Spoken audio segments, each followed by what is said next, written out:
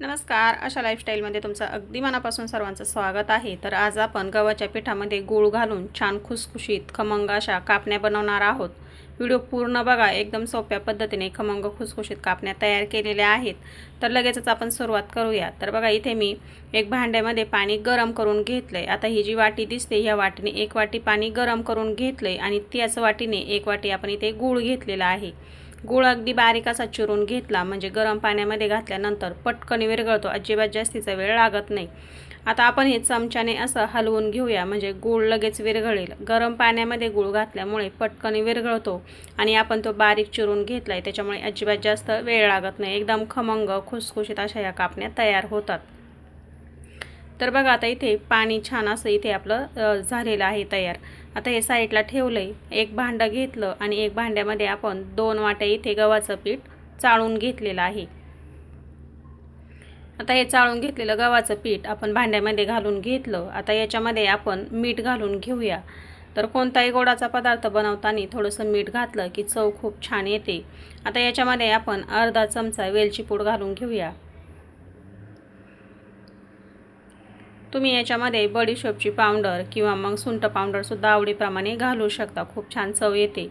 आता याच्यामध्ये आपण बेसन पीठ घालून घेतले. पोहे खाण्याचे जे चमचे असतात तर 2 चमचे आपण इथे बेसन पीठ घेतलं आणि 2 चमचे बारीक रवा घेतलेला आहे. रवा आणि बेसन पीठ घातल्यामुळे कापण्या अगदी खुसखुशीत अशा तयार होतात. खायलासुद्धा खूप चांगल्या अशा स्वादिष्ट लागतात. आता सर्व जिन्नस चमच्याने छान अशी मिसळून घेऊया. तर बघा, चमच्याने सर्व जिन्नस आपण छान अशी मिसळून घेतलेली आहे. आता याच्यामध्ये आपल्याला तेलाचं मोहन घालून घ्यायचं आहे. तर पोहे खाण्याच्या चमच्याने 3 चमचे तेल असं कडकडीत असं गरम करून घेतलेलं आहे. तेलाचं कडकडीत मोहन घातल्यानंतर कापण्या अगदी मस्त अशा खुसखुशीत होतात. खायला खूप छान लागतात. अजिबात मऊ पडत नाही. आता छान असं पुन्हा एकत्र करून घेऊया. कडकडीत तेल घातलं त्याच्यामुळे चमच्याने सुरुवातीला एकत्र करून घ्यायचं. चमच्याने एकत्र करून झालं की हाताने चांगलं असं एकत्र करून घ्यायचं. तेल घालून घेतलेलं चांगलं पिठाला चोळून घेतलं. आता गुळाचं पाणी आपण गाळणीने गाळून घालून घेऊया. तर गुळामध्ये कचरा असतो तर गाळून घ्यायचं म्हणजे कचरा वरती राहतो. थोडं थोडं करत गुळाचं पाणी घालून घ्यायचं. गुळाचं पाणी संपूर्ण थंड झाल्यानंतरच आपल्याला पिठामध्ये घालून घ्यायचं. गरम गुळाचं पाणी जर घातलं तर गव्हाचं पीठ जास्तीचं लागतं आणि कापण्यांची गोडी कमी होते. तर आता थोडं थोडं करत इथे गुळाचं पाणी मी गाळून घालून घेते.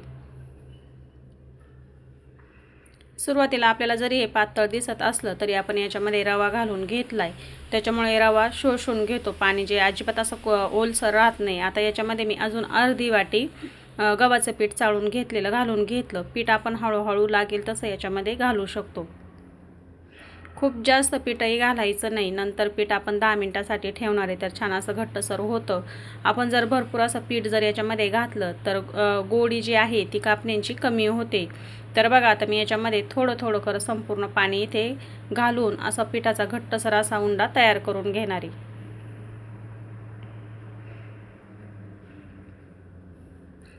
तर अजून 2 चमचे पीठ आपण याच्यामध्ये घालून घेतलेलं आहे आणि मस्त असं घट्टसर हे पीठ मी इथे मळून घेतलंय. बघा, या पद्धतीने जसं बसेल तसं थोडं थोडं करत पीठ घालून घ्यायचं आणि 10 मिनिटासाठी हे पीठ असं झाकून ठेवायचं. तर बघा, किती घट्टसर असं हे पीठ झालेलं आहे. आता याच्या आपल्याला लगेचच कापण्या बनवून घ्यायच्या आहेत. एक उंडा काढून घेतला, बाकीचं पीठ आपण झाकून ठेवूया आणि याची एक पोळपोटावरती चपाती बनवून घेऊया. पोळपोटाला अजिबात चिकटत नाही. तेल, तूप किंवा पीठ लावण्याची सुद्धा काही गरज पडत नाही. उलटपुलट करायचं आणि छान अशी एकसारख्या आकाराची किंवा मध्यम आकाराची आपल्याला एक चपाती याची लाटून घ्यायची.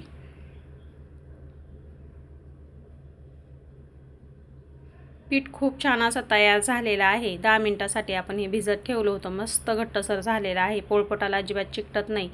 तर बघा, मी अशा पद्धतीने उलटपुलट करून मस्त अशी एक चपाती याची तयार करून घेतली. खूप जास्त जाड नाही, खूप जास्त पातळ नाही, मध्यम स्वरूपाची चपाती लाटून घ्यायची. आणि आता याच्यावरती मी थोडीशी खसखस भुरभुरते म्हणजे दिसायलासुद्धा खूप छान दिसतात. तुम्हाला जर खसखस घालायची नसेल तर तुम्ही तीळसुद्धा घालू शकता किंवा त्याच्याशिवायसुद्धा कापण्या बनवू शकता. तर आता आपण छान अशा डायमंड शेपमध्ये या कट करून घेऊया.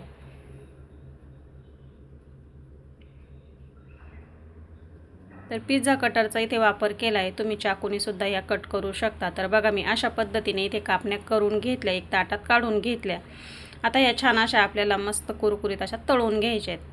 तर तेल गरम झालेलं आहे, तेल गरम झालं की याच्यामध्ये कापण्या सोडून घ्यायच्या। तेल चांगलं कडकडीत असं गरम झालं की गॅस थोडासा कमी करायचा, कापण्या याच्यामध्ये सोडायच्या आणि छान अशा रंगावरती तळून घ्यायच्या।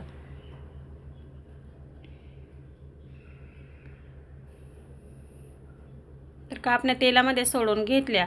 तर बघा आता हलकासा कलर लगेच बदलायला सुरुवात झाली आणि तेलावरती लगेच तरंगायला लागलेल्या आहेत कापण्या, तुम्ही बघू शकता। कापण्या मस्त अशा आपल्याला तळून घ्यायच्या, एकसारख्या रंगावरती आपण या काढून घेतल्यात। बघा ह्या पद्धतीने मस्त कापण्या तयार झाल्यात, मस्त कुरकुरीत होतात। चहासोबत तुम्ही या नक्की एन्जॉय करू शकता। तर बघा ह्या पद्धतीने तुम्ही सुद्धा नक्की बनवून बघा। आजचा हा व्हिडिओ कसा वाटला कमेंटमध्ये नक्की सांगा। व्हिडिओ आवडले असेल तर लाईक करा, शेअर करा। माझ्या चॅनलवरती जर तुम्ही नवीन आलेला असाल तर प्लीज चॅनल सबस्क्राईब करा, म्हणजे मी अपलोड केलेले व्हिडिओ तुम्हाला लगेचच बघायला भेटतील। वेळात वेळ काढून व्हिडिओ बघितल्याबद्दल धन्यवाद।